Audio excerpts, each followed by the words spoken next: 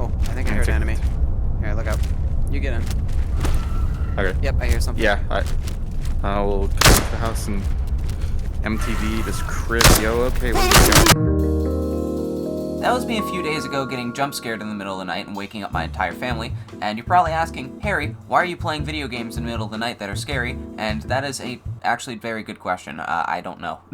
But I've been looking for a single-player extraction shooter for a while because Ghost of War has honestly been kind of boring recently with the lack of updates, and instead of just playing the first Into the Radius that I'd played for like 30 minutes and just didn't understand like 2 years ago, I decided to drop $40 on the sequel to a game that's in early access, and to be honest, I've been really enjoying this the past few weeks. Spoon anomaly. Watch the bell anomaly. How many votes? Chair. Oh, chair anomaly! Chair anomaly! And also sugar anomaly. Look at that. This can of sugar. Honestly, the world is what really intrigues me. Even just the tutorial world is just absolutely filled with personality and unique ideas that I haven't really seen in a VR game before. I've been playing a ton of Stalker 2, which is really why I got the game, because I'm like, ooh, Stalker 2 in VR. Even though it's not directly Stalker, I was like, it's Stalker-ish.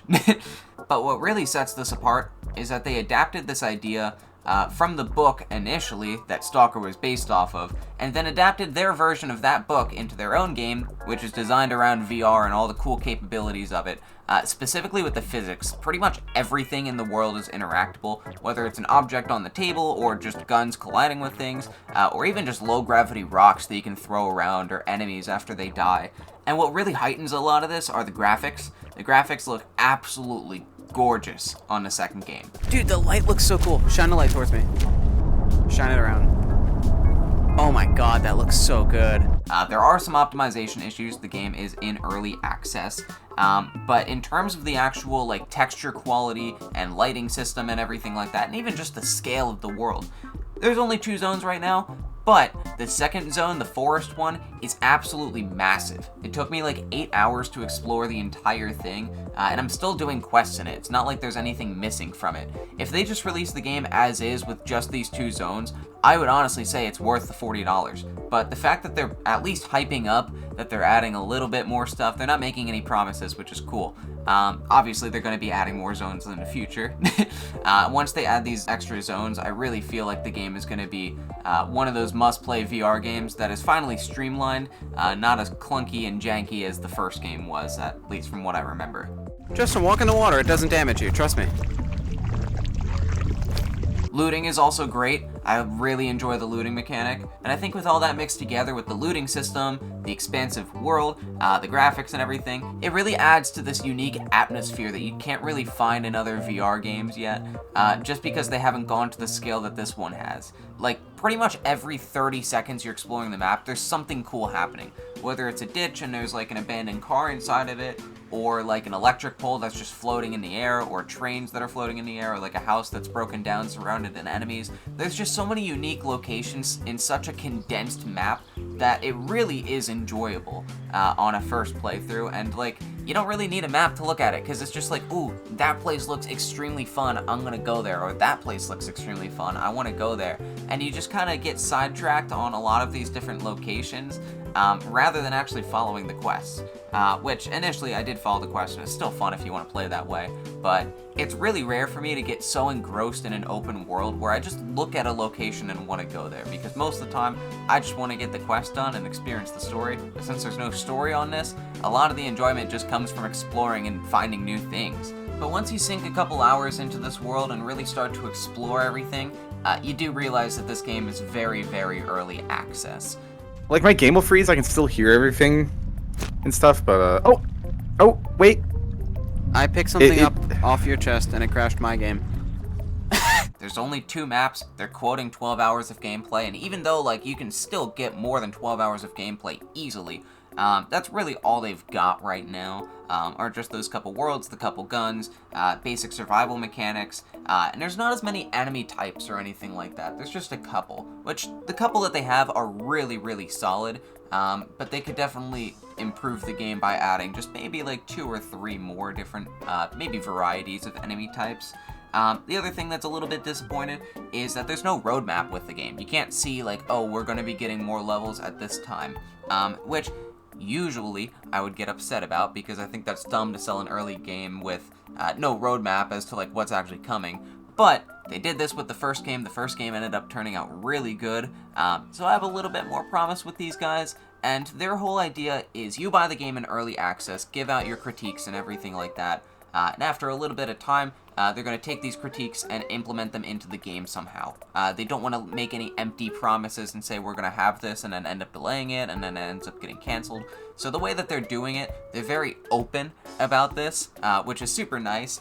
But early access is also early access. So if you play the game now, even though in its current state they've made it a pretty complete game with what they've got, there's still more ideas on the table. And you're gonna see a lot of bugs. Like there was one where I would shoot my gun and it would make the noise but nothing would come out. And for some people you have to rack the slide, for some people you have to holster it. It's different for everyone. For me it's dependent on the gun and if I'm playing multiplayer or not. Which by the way, this game has multiplayer. Oh, I can see my shadow. Look. Oh. You basically share the same save file. You share the same amount of money, you share the same location, and you kind of have to divvy out with each other, say, hey, I'm going to have this shelf, I'm going to have that shelf, and with multiplayer comes so many more bugs. The multiplayer, as it is right now, is basically just held together with duct tape. It's so, No, don't is do there that. friendly? I don't want to see if there's friendly fire because I'm scared you're going to lose all your shit, but like, okay, don't. Jesus You Christ. fucking lucky. Why my head? You could have shot. You could have aimed for my foot. I've only played one session of it, but in terms of it actually working, I've had a lot of crashing issues, I've had performance issues, so it's just been like very weird. That being said, the multiplayer works well enough that you can get really immersed in this world without having to worry about the bugs, because a lot of these bugs are just on one end where it'll just be like only one person can hear the audio or whatnot. They're not game breaking except for the crashing, obviously. Oh, my Why is hand he is so freaking big? out. Do you Oh, see this? the hand. It's the hand anomaly. Oh, my game crashed. Oh, god damn it. But the multiplayer is told to be improving as the years go by and whatnot, and just right now they wanted to implement it into the game so that people can try it out, and I've really enjoyed it. Like, I think I'm just going to complete the rest of the game on multiplayer, just because, like, even though there's not too much in the game, there's only about 12 hours of content, like I said, the multiplayer is so much fun. Being able to explore this giant open world with photorealistic graphics on this cool horror-esque, like, stalker-typey game, like, it's just...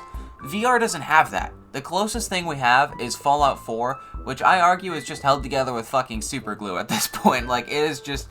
Fallout 4 is an absolute mess, and it's not multiplayer, so it's like, being able to explore this massive world with a friend is just beyond anything that, like, I would expect out of these guys. I think it's so cool that they actually got it working. Now they just need to polish it up a little bit. Both our objectives for the missions are in similar distances, so it's just kind of up to which rock paper scissors which one we go to, because it doesn't follow really you. matter.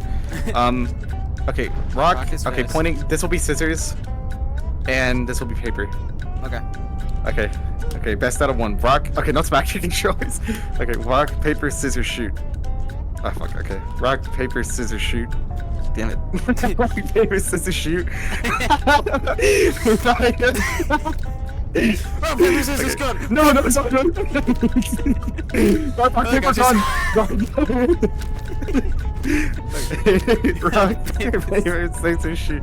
Oh my god, okay. This way. We'll go I'm to just going the this way. green. Let's just go to the green one. We'll go to the green objective. I would still recommend you play the game single player if you're looking for that isolated experience that the first game offers, because just adding another friend immediately ruins that whole isolation feel. It does add a more unique version of isolation because it's just you and your buddy surviving against the world, but it doesn't give that same impact that playing the game alone has. That being said, the whole survival aspect of the game beautifully blends into this multiplayer, even though it already works perfectly fine for single player, which I really appreciate, because the game has a lot of different stats that you have to worry about. You have food for your stamina. So we both have our own shotgun. Oh my god, I have an infinite chocolate bar.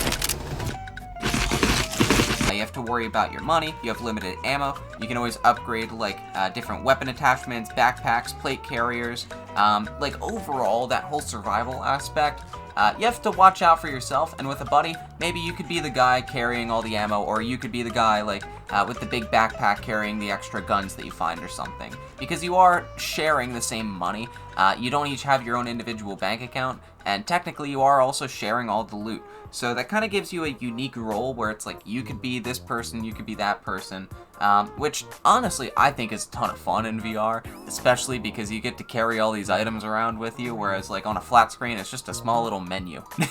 You don't really do too much when it comes to that. So it feels much more interactive and you feel more fit for your role in that multiplayer aspect. And in terms of just the general survival, it heightens that so much more, because it's like, hey, you can have the other bite of my chocolate bar, you physically hand them the chocolate bar, and it's just like, in terms of immersion, I absolutely fucking love it. It's so cool. Not to mention the sound design added on top of that. They absolutely nailed the sound design, which is something that I feel like VR games really need to start doing, because sound is the one thing that you can 100% perfect on any platform, whether it's Quest, whether it's PC.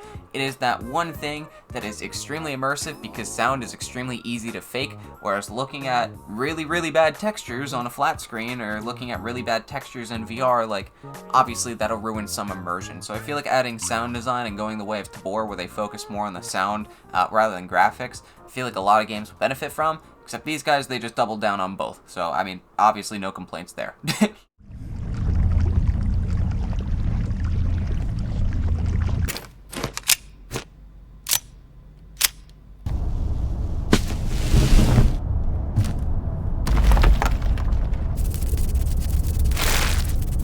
I hate that. I actually hate that. I hate that. Alright, Jesus. I got I hate that. That's scary. But anywho, that's my little Into the Radius ramble. I've just been playing the game a little bit, and I wanted to talk about it because I think it's a really unique experience. But if I keep on rambling about it, I'm just gonna keep on rambling into the void, and I'm just gonna keep repeating myself. So if you enjoyed the video, great. I hope I made you smile.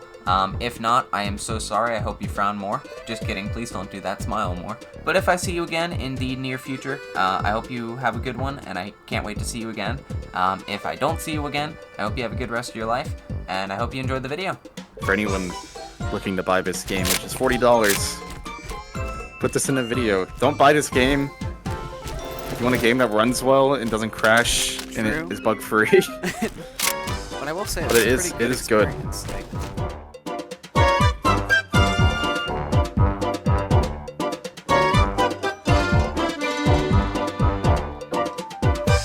Yo, what's going on over here? We got the wall anomaly. whoa. Yeah, mine's pretty much perfect too, but... Hey!